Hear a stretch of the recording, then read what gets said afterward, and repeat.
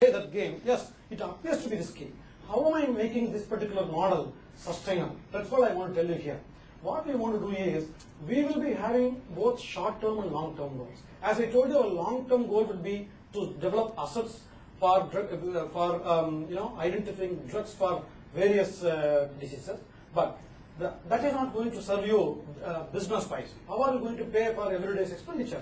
So that's where we will be working initially in the contract segment. So we will get the contracted, projects from outside, and we will pay for our bills. And eventually we will also aspire to discover drug. So this is a kind of a combo model, and that is exactly the model Advent has worked.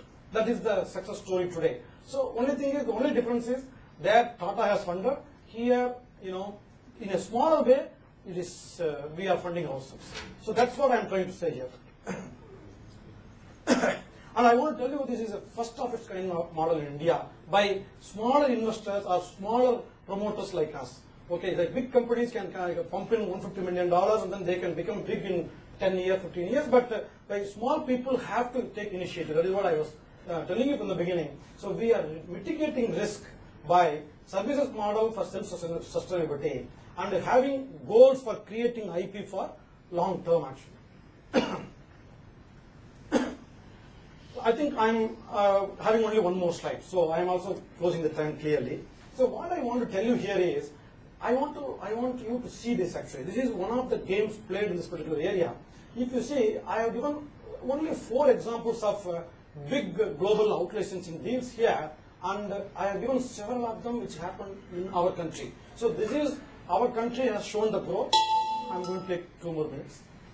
This is something that our country has shown the growth, and this is something, there are several deals in the globally, but I'm not mentioning all of them for time factor actually. If you see in our area, what is happening is, if you discover a drug, if it is having a potential, a big pharma comes and pays that much money and takes it for them actually. So that is the kind of a game we are going to play. And if you see, in our own country, we have leaders. We have leaders like Glenmark and Reddy's. Only 2 companies in the country have been so far able to prepare commercializable assets in our case. That means a medicine which can actually become medicine tomorrow. Once that potential is realized, a big pharma comes and buys it actually. You can see the values. It's all in huge values actually. So in a knowledge, that's what morning I guess someone spoke very well. I think it was Ashok Rao who spoke that a manager is the one who would be looking for 10%, 15% growth. But you see here, you spend 1 or 2, maybe few million, but the value what you are getting is I cannot count what is the fold there. So when it happens in our own country, why can't we do it in small companies actually? So that is where I have put, what is it I am looking at? Maybe in the 10 years down the lane, maybe I want to also find a place in this particular, table column. That's it. Last slide, 30 seconds. So, I want to tell you that what is the take-home message, that I am a first generation scientist entrepreneur. Nobody from my family has ever been in entrepreneurship, even a small petty shop we never had, but we aspire. As morning Ashoka was telling, or I think Sanva was telling, I have never felt comfort whenever there is a comfort comes actually. When comfort comes, I feel no, I have to now skip to the next level and become, make myself into a discomfort zone so that I can keep going actually. So I'm a first entrepreneur. I have a quest for innovation of new products, and we developed platform technologies already, and I'm on an ongoing journey for innovation and drug discovery. So like this, there should be several companies coming to our country for the future. Maybe in 25 years, why not another success story actually? Many more. Thank you for all your time.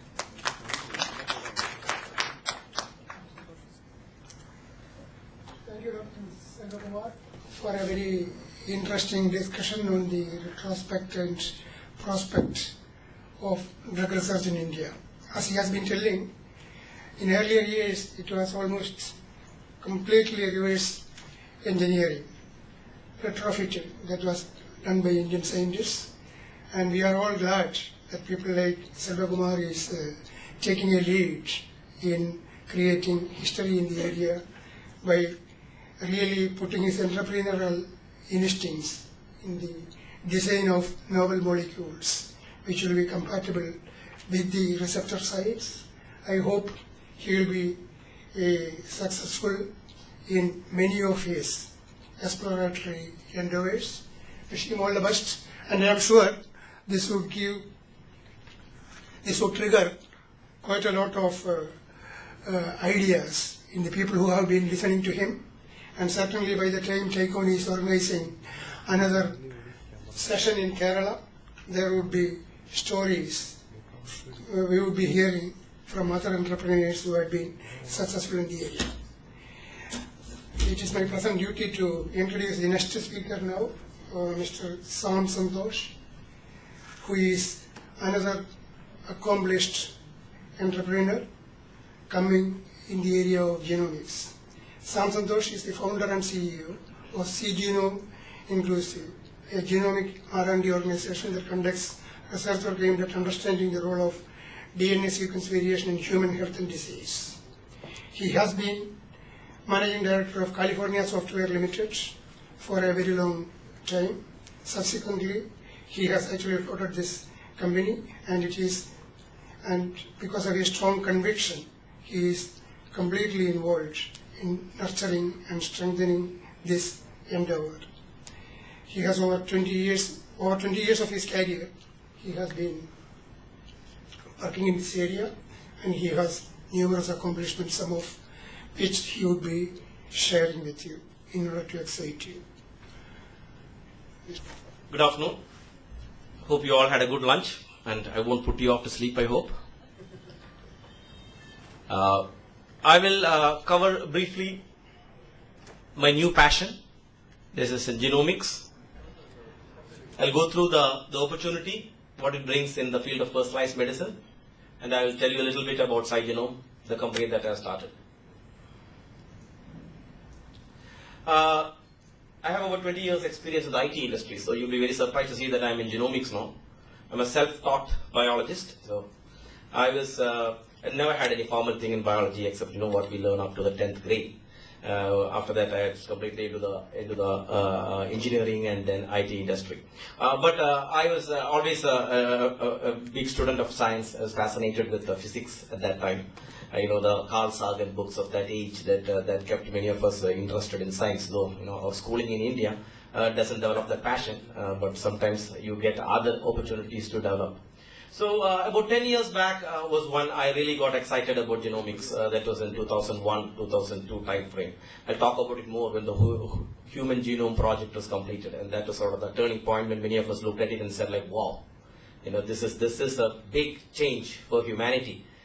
Finally we have the source code. As a software guy, I could really understand, conceptually, that if you have the source code of something, what all you can do with it.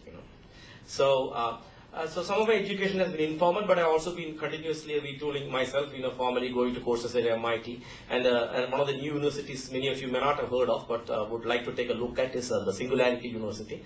Singularity University is only a few years old, but based in the Bay Area in California. It is founded by Ray Kurzweil, and is a great inventor and scientist. So it brings in a lot of ideas on how we can convert, take science and technology and try to solve some of the biggest challenges we as a species are facing. So I was very fortunate to go there also and spend some time with all of that. So let me get to the basics of what is. I'm sure many of you may know most of it, but still, just for continuity purposes, I'll just go through the fundamentals. What is genomics, and why? Then we'll get into why we see this as the biggest opportunity now. So we all consist of cells, right? All of us are made of cells. So we start with the one cell in your mother's womb, and then from each cell multiplies, and finally in 9 months and a few days, you have a baby. And we still haven't figured out how that fully happens, but we know the basics of how that happens. So in each cell there is DNA. So that DNA is just a chemical, but it is a code. So in that DNA, we have the DNA is stored in 23 pieces in each cell. That's why 23 pairs, so 46 chromosomes that we have. One set we get from the dad, one set we get from the mom. So that's why we take some things from the mom, we get some things from the dad's side. So we have two lineages, the paternal lineage and the maternal lineage. And these chromosomes consist of the DNA, and the DNA you can break that into pieces. That is, it consists of 4 bases. That is called AGCT. So, and it's a sequence of numbers, is AGCT. Though it is denoted as numbers, they are actually chemical bases. They constitute your code. So in every human genome, in every cell of your body, you have practically the complete genome, which is like 3 into 10 raised to 9. That is 3 billion data points. So deciphering that and getting that out as code is called sequencing. So that has been there for maybe about 30 years, but the technologies previously were very slow and very costly. So you could maybe take years to study one gene.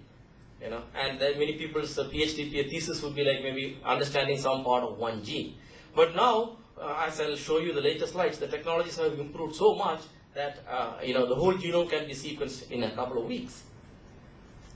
So what does DNA do? So this DNA has pieces which work, which code, make RNA and make proteins. So that's what they do in the cell. So each cell, the genes know which genes to turn on, how much to work, how much proteins to make. It knows, and it makes that, and that's how the cell functions. But as I said before, each cell has been created in our body. Multiplied. So the code has been copied millions and millions of times. So when this code gets copied and as new cells are made, there will be small changes, errors that happen. The cell has very good mechanisms to catch most of the errors, but once in a while something changes. That is why we all look different. We all have the same code, but each of us is different. Not only in looks, but as we understand more, it affects everything that we do. It creates, the source code is fundamental to making you as a person and every individual as an individual. So that has so much implications as we go into the medicine which Dr. Selvaraj was talking about. How do you make medicine and how do you make the right medicine for the right person? So, like I said, the technologies for sequencing has been there over the last 30-35 years, but it was very expensive and it would take a long time. So for example, the first human genome, it took 10 years and it took about $2.7 billion to sequence the first human genome, right? And that is why you see the earlier at about 10 years back at that time. Now in the last 10 years or 11 years, the cost has fallen dramatically, okay? And the power has increased so much. The white line that you see is the standard Moore's law, which you know the impact that Moore's law created in the IT industry. If you compare this with Moore's law, this is even so much more dramatic. So you can see the impact that it should bring over the next 20 to 30 years in this industry. So first human genome took 10 years and about $3 billion. Now it takes only about $5,000 and maybe 2 weeks, right? So that is the difference that has happened. So and anybody can buy a machine and put it up in a small lab and you can sequence. Well, one question you might ask is that in spite of that, why haven't we been seeing more results? The reason has been that it is so challenging, the data. The sequencing is easy, but analysis of the data is turning out to be such a challenge, very difficult to do, because it has got terabytes of data, and we are talking about humans, and so it's not very easy to play around with it. So how do we figure out what each piece does? What impact does it have on the other pieces? And all this is taking such a long time. And till recently we thought only the genes, the coding part was important, and rest of it was not that important. Only some parts of it we thought played any role. But recently it has been revealed that about 90% of the rest of the genomic code also plays some part in controlling, regulating, and doing a lot of things, and some things which we don't know. And future is even more exciting. The latest machine that has been announced and samples are available is the sequencing machine is so small, the size of a USB drive. This is from a company called Oxford Nanopore Technology, and once they become commercialized, it will be a whole genome will be available in 15 minutes, and in under $1,000. So that is what we can expect in the future. That type of scale and power. So what does this lead to?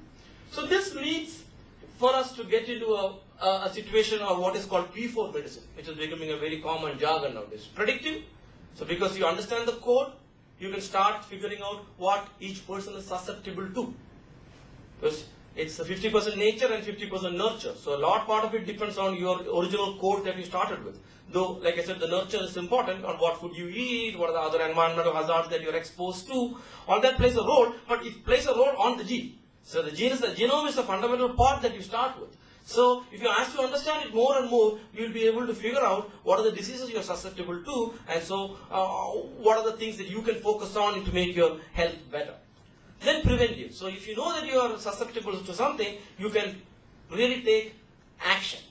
They can just somewhat in the future, but there are very specific cases where which you can already already started becoming helpful. In the case of BRCA1 and BRCA2 are two genes which are related to breast cancer. So if a person knows that they are inherited a BRCA mutation, there are a number of things that they can do. Similarly, so that gets into a situation whereby you can come up with a very personalized approach, somewhat in concept similar to our Ayurveda. We saw every individual is different. We never thought of like one medicine for every guy. Though the basic ingredients might be the same, it would be mixed and made for the person. I'm not saying Ayurveda is the best, but I'm just saying some parts of that really make sense in the way we look at personalized medicine. Unfortunately for us, we never pushed the science of Ayurveda, so we got into more like a practice-based medicine than a science-based medicine. But hopefully there is still a chance for us to get back and leverage that and understand the science behind that. In fact, the government is, by the way, doing a good project called Ayur Genomics. They have sanctioned about 100 crores to one of the institutions, IGIB in Delhi. So they are trying to figure out more about what the genomic and Ayurveda combined. Anyway, so the P4 medicine is driven by genomics, to a large extent driven by genomics. So the genome tells you what you are susceptible to, what maybe you may be a carrier, you may be carrying some mutation which might lead to a disease. On you alone it may not be a problem, but let us say your wife also is carrying the same mutation, both of you marry and have a child, there's a very good chance that the baby will have the mutation. But then you might say, why are not there too many? Because nature itself has weeded out a lot of those things, so it is only like maybe a 1 in 1,000. But if you are one of the guys or families affected by that being that 1 in 1,000, you know how serious that is. And how critical it is for you to know if you are a carrier of some disease, so that you can have various other ways of maybe having a child or not having a child or taking other options. So that leads to one of the most critical parts, which I think really ties into what Dr. Selvakumar was talking about, pharmacogenomics. So that's an entirely new area that is coming up, whereby we will be able to decide the right medicine for each person. So because, as I was explaining, over the last maybe 10 years, pharma industry has taken such a beating, right? Because all the early easy medicines were done, and then there was no new molecules. And the whole method was such a way was every medicine is developed for the population, for a large population. So even if like 5% shows a problem, let's say you have an adverse reaction to a medicine, the medicine doesn't get approved because you really don't know what causes it. But if you understand genomics, and you can find out what caused that adverse reaction.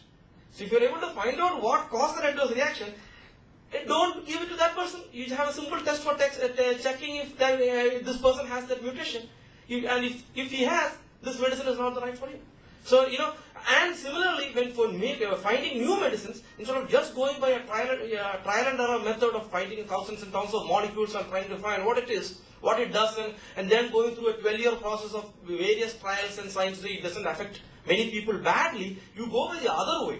You try to find out the genomic underlying of the disease, find out what genes play a role in the disease, then see what medicine can be developed to hit that. And there are a number of success stories that have come out, the most famous one being Herceptin in the case of Genentech. So, and those drugs which these companies have come out with have made them, multi-billion-dollar companies. And FDA in the US has really understood this. So now many new drugs can go on a fast track and get an approval in 3 to 4 years. And it can even be for a small population. So you really don't, so the whole model changed. The earlier model of the pharma industry was to find a blockbuster drug, one drug that would go okay for everybody. Maybe you just change the dosage. But that period is over. So now we have to find out medicine which will maybe hit 25% of the people. But it's really good for them. A typical case again being Herceptin. So Herceptin is a drug for breast cancer. And if you are unfortunate enough to get breast cancer, and you can do a test and see if you are HER2 positive. That is one gene being expressing itself more. So if you are HER2 positive, there's a clear drug. You're cured. Boom. So, but it's only for 25% of the people, unfortunately. But still, it is a big progressive step forward, right? Instead of trying the trial and error method of chemotherapy, operations, and then waiting and seeing if it is gone, which is a very crude method. And in many cases, you still have to do that. But in breast cancer, in lung cancer, in many of these cancers, we are finding and discovering mutations which drive that. And we are finding more and more ways by which we can come up with the right medicine to make the cure.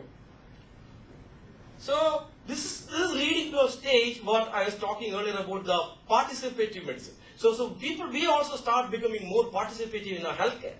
The doctor sitting there is no longer the God. I mean, earlier it was the doctor is the God guy. He'll just sit and look at you and won't even tell you, explain to you what is wrong with you and give you like 3 medicines. And you go home, you try it. If it doesn't work, you come back and say, oh, I have muscle pain. Why are you getting muscle pain? Nobody understands. You're getting muscle pain because that drug is not the right for you. So then he changes the dose or he tries a different drug, so it's a trial and error. He doesn't know maybe part of it to explain. Part of it he doesn't care. He's seeing so many people. But now more and more people like you and me are taking more charge and more responsibility of our health. Okay, the internet is there. So in the US now about 70% of the people go to a site like WebMD before they go to the doctor.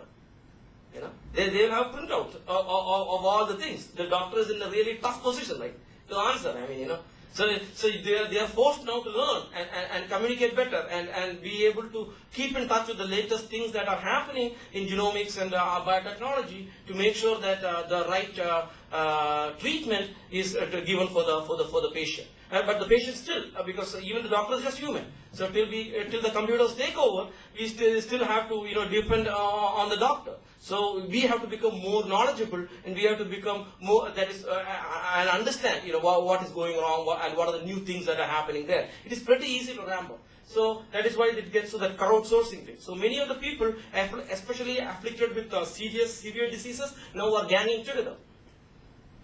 There's a good website called patientslikeme.com. There is a curetogether.com. There are so many other sites and groups that have come up. They are raising money for specific diseases that were like, because it is affecting only a few, maybe only like say 100,000 people in the world, and so there is no pharma company trying to solve it, and there is nobody taking an interest in it. So the people themselves have to take interest. So they are collecting money, funding organizations, doing more research, and trying to understand what is the genetic problem, what is the thing in the genome that is either causing the disease or either making you more susceptible to it. Because that is why this genomics is such a little bit of a tricky thing. Only very few of the genetic differences directly lead to a disease. Many of them just increase the probability of some disease happening. And many of them work in conjunction. So it is not a very simple case by which you take a genome and read at it and make the decisions. There's a lot more that we need to learn and understand how they all work together and how the nature and nurture also combine. So coming to now what I am trying to do, I have set up a company called Genome. Most of the people pronounce it wrong, maybe it's a wrong name, but I picked up the name because I like genomics and I'm interested in the science of the genome. So I took the last 3 letters of genomics and put it in the front. So the company is Genome, and my tagline is science of the genome. So that is what we are interested in. So as soon as I left my software business, I put most of my money into starting this company. The technology office is in the US. I try to get the scientific expertise and the leadership from there, but the lab is based right here in Cochin, in Kakinad. So I have a 10,000 square feet lab where I imported the latest sequencing equipment, and I'm trying to build a genomics R&D unit with both a commercial wing as well as a research wing. So the services that we offer are currently sequencing services, because I saw that in India we don't have very good core sequencing labs. A lot of the sequencing work which from various research institutions in India have been going outside to China and Korea and all that. So we saw a niche there. So though that is not my major goal in being a sequencing service provider, like Dr. Selvaraj was saying, we need to make sure that we get some revenue and we build up some skills while we go for a larger goal. So I thought that this is a nice way of generating revenue. So we have been pretty successful in that. In the last 3 years, we have about 300 customers in India, mostly research institutions and government labs and education institutions who send their samples on a regular basis to us. Some of them do have their own sequencing machines, but these are such a pain to run and very expensive and maintenance and keeping it. So most of them try to outsource it. And so if you do a better job and if you are able to give it cheaper to them, then they do it on their own. They like to focus on the bigger picture and they outsource the sequencing part to us. So we do that. Now then, as I told you earlier, the real challenge now is the analysis, right? So that is why we have a bioinformatics division which takes the data the sequencing generates, and then we have tools and processors, pipelines that we are building and trying out to analyze the data.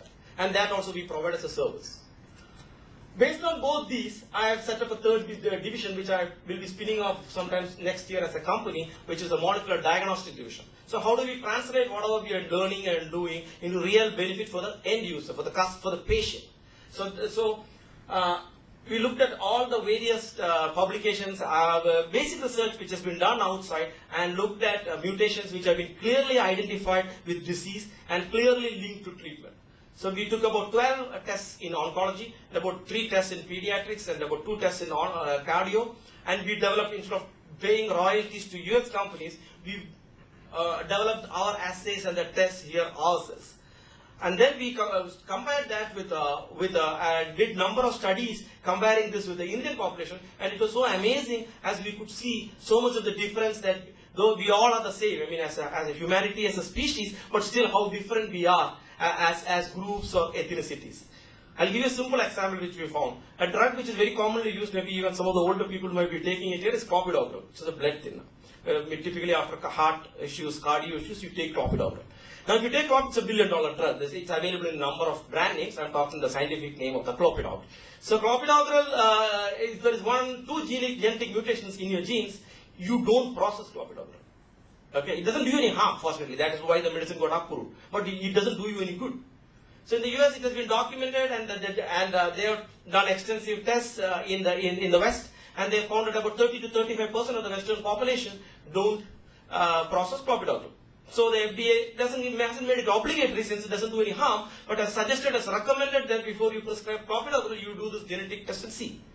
Okay, so I was checking out here in India, and most of the doctors just don't care. I mean, they give you clopidogrel, if it doesn't show improvement, they increase the dose maybe a couple of times, 2 times, 3. Even if still he doesn't show improvement, they change that and try something else, right? But actually a simple test can do it. So we without charging, I got 100 people from a cardio hospital in Kerala, and we did just a trial, trying to see how much the correlation which is there in the Western population, how much it matches with here. And you'll be so surprised that more than 57% of the people here have that mutation. At least 100, we are a small company, so I couldn't run like extensive tests, but I took a rough sample of 100, and from 100 we saw that 57 people can't have that, doesn't have the mutation, so they don't process clopidogrel. So the medicine that all those people have been having is just wasting. Yeah. Just for not for the pharma company made money. So this is just an example like this. There are a number of medicines which even right now, which you can check and see whether the medicine make any sense for you. Some of this doesn't cause harm, but many others do. For example, many of you might be taking statins for cholesterol, and about 10 to 15% of people, the statin causes myopathy, which can be just found by a single gene test.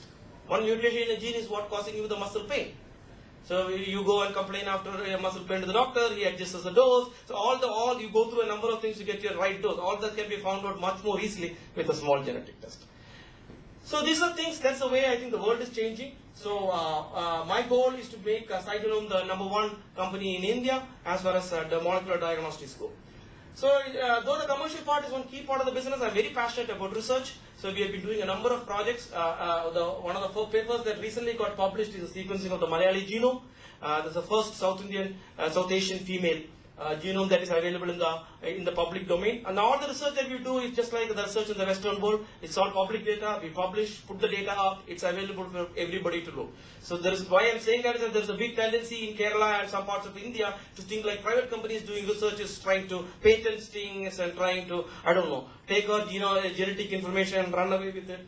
But that is not true, and that is not the way to do science. Science, everything is out, available for the public. You have to collaborate, work with others, and use the information that they have published. So we have compared this genome, for example, with another Indian genome that was published by the government a couple of years back, compared with the Caucasian, with the all the genomes which are available in the public. So we got a pretty good publicity. I was surprised when the Hindu put this news on the first page. When they say that the new Malayali world of DNA, we just gave a press release, but I think they somehow saw the significance of it and gave some good coverage. After that, Malayalam Manorama was behind us. But so to conclude, biotechnology will most probably become $100 billion industry in India by 2025. And not my statement. This is what the many published reports in India predict. So currently a $4 billion industry, and so I think genomics will play a large part in this growth. And one of the important things for us to remember is that our diversity is really our treasure.